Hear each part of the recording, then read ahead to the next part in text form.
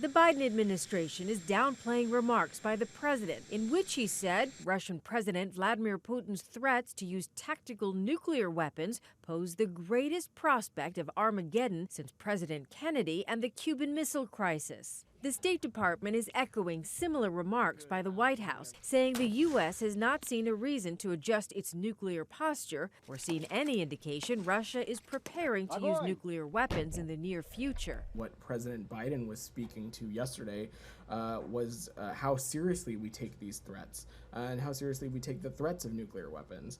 All this after President Biden spoke at an off-camera fundraiser, saying he knows Putin well, and he's not joking when he talks about potential use of nuclear weapons or biological or chemical weapons. We have been quite clear about that when Russian officials have made this threat over the course of this conflict.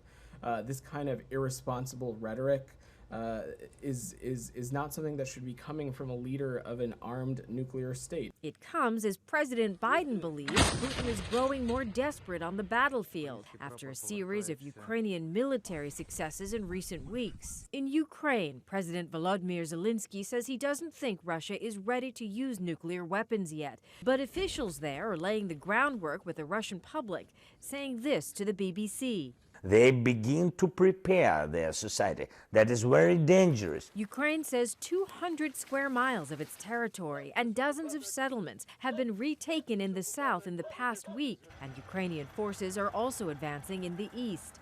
Ty Hernandez, ABC News, New York.